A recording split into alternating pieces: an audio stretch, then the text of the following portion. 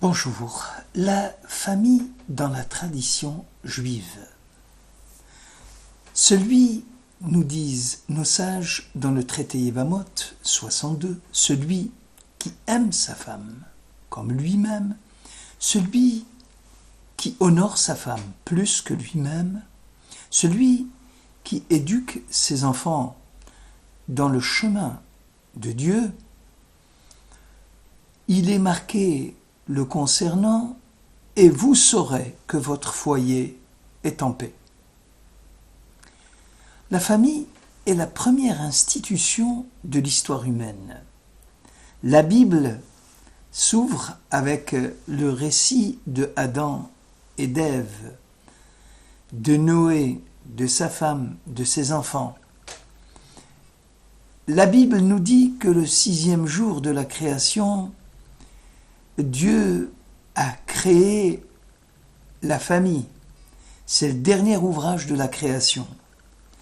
Et cette création, cette double création, est mentionnée 2 fois dans le texte biblique.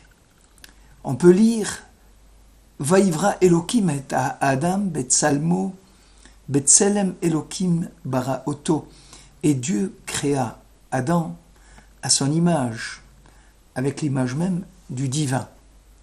Ou encore, Zachar unkeva bara otam, Dieu a créé mâle et femelle, l'homme.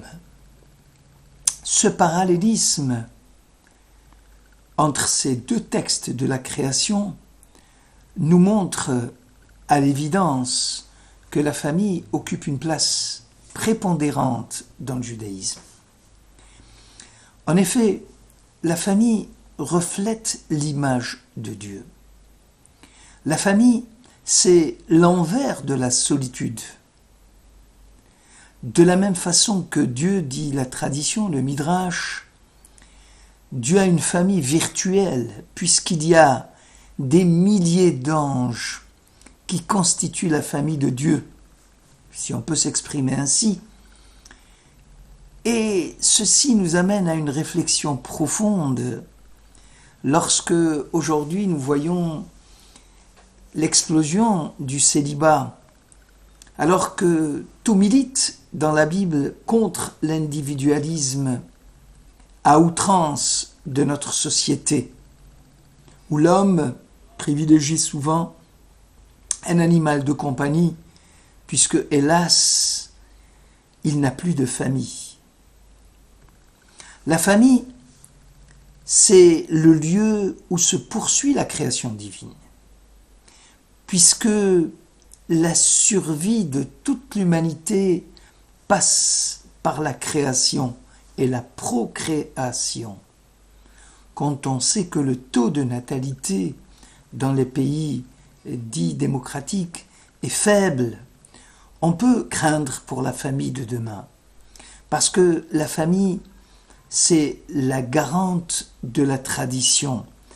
Les sages nous ont appris à dire, il ne faut pas dire banim, les enfants, mais bonim, les bâtisseurs. Les enfants sont les bâtisseurs de demain.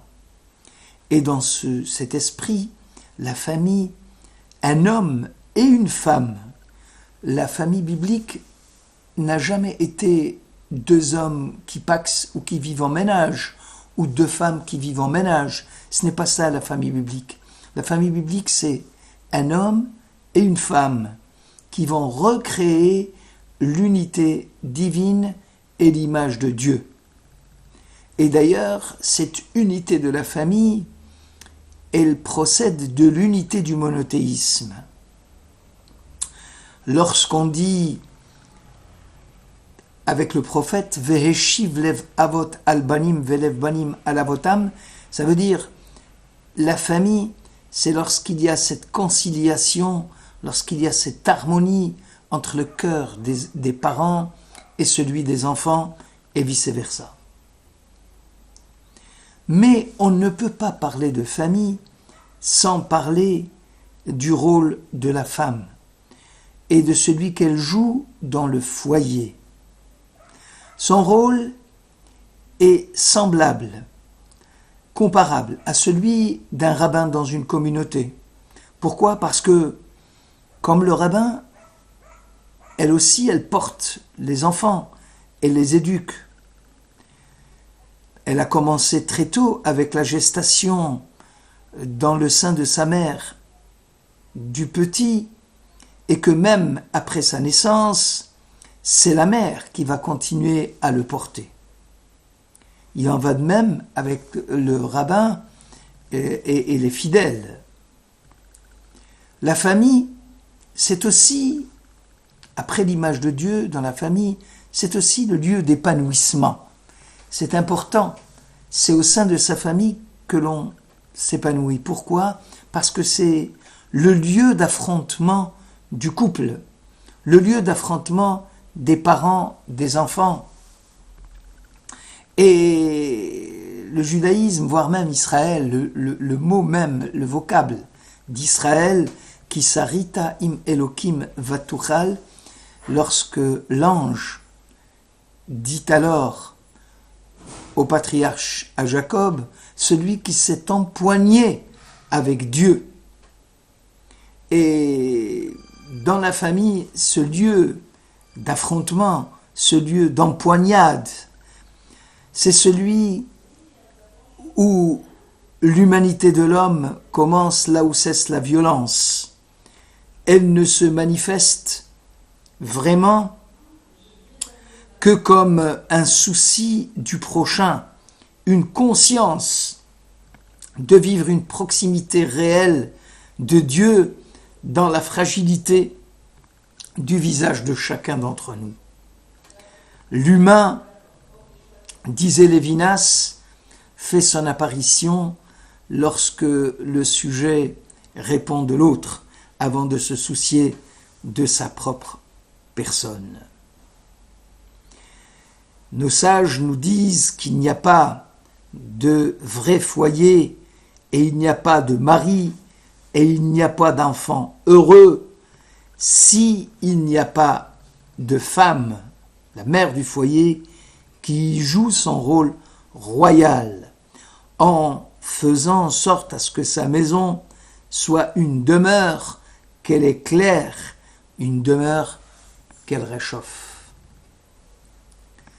On a dit que la famille, c'est le lieu d'épanouissement, lieu d'affrontement, mais aussi c'est un espace de responsabilité.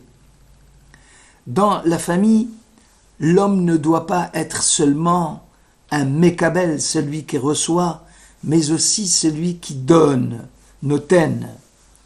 C'est-à-dire, on demande à chaque membre de la famille d'avoir une participation active à l'édification du foyer de la maison. Jour après jour,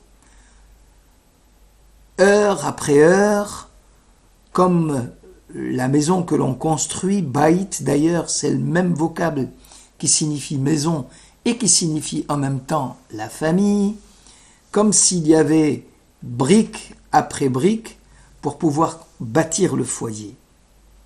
Et ce partage des charges est dévolu à chacun. Et chacun a une tâche précise. Techniquement, selon le partage des rôles, le rôle du père est d'enseigner la Torah à son fils. Le rôle de la femme est d'enseigner à sa fille comment maintenir le foyer cachère avec les lois afférentes au Baït HaYehudi, à la maison juive.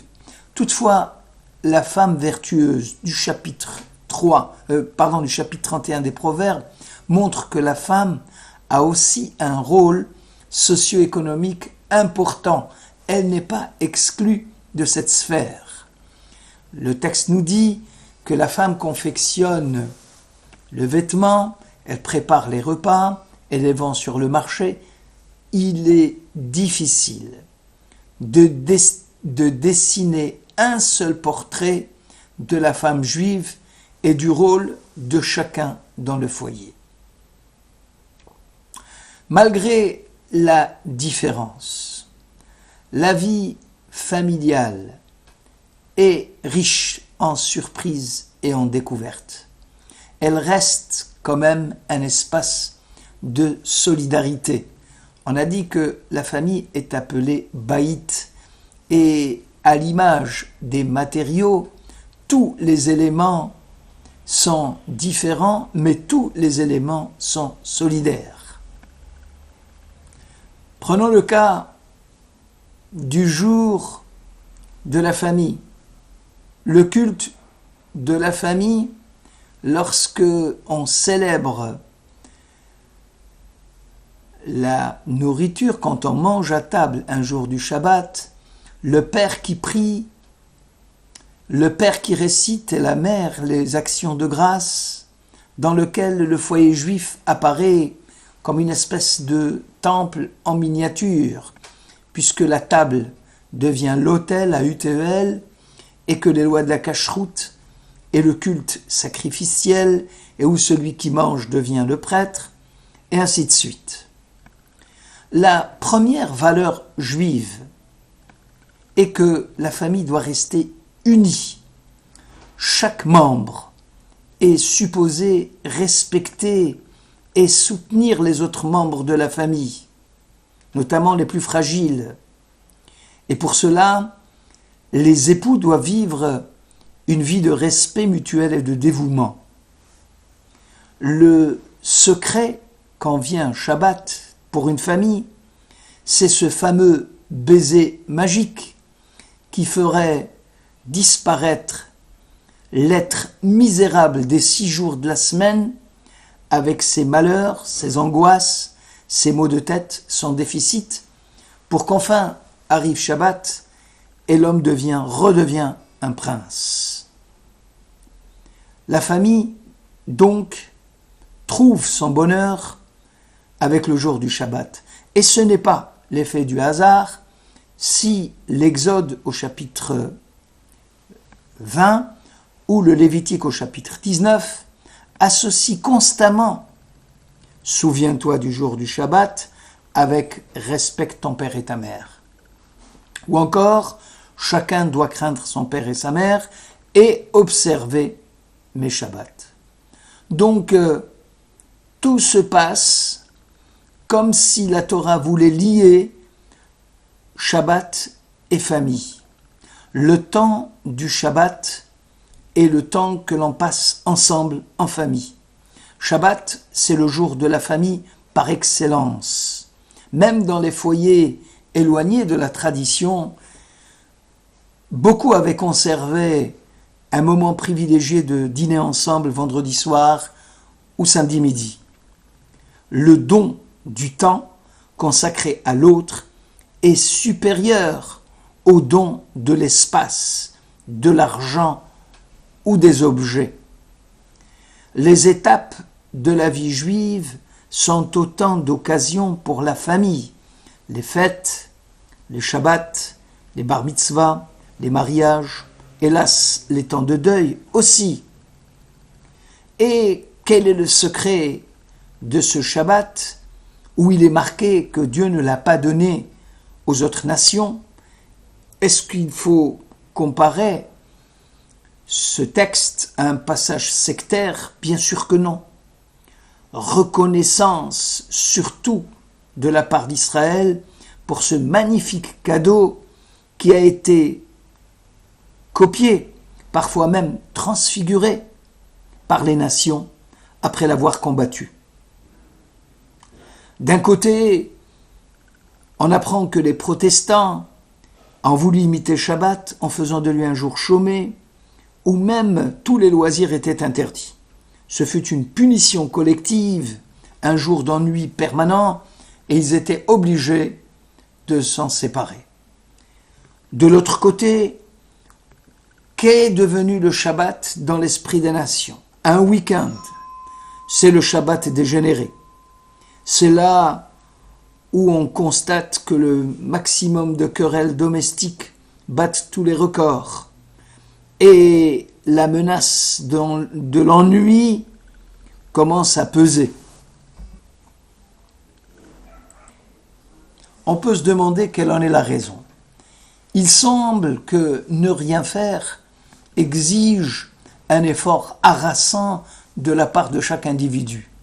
Il faut apprendre à se reposer. Et ça n'est pas une chose aisée. Là, tel un apprentissage quelconque, lorsque, bien sûr, il ne s'agit pas de se contenter d'une immobilité passive, mais qu'on assigne au repos un but positif, et cela exige beaucoup de temps. Quand un être humain rêve, son cerveau fonctionne sur une longueur d'onde différente, et il faut une longueur d'onde différente pour se reposer. Shabbat, c'est l'expérience de la transition d'un mode de vie à un autre mode de vie. C'est ce qu'on appelle l'âme supplémentaire du Shabbat.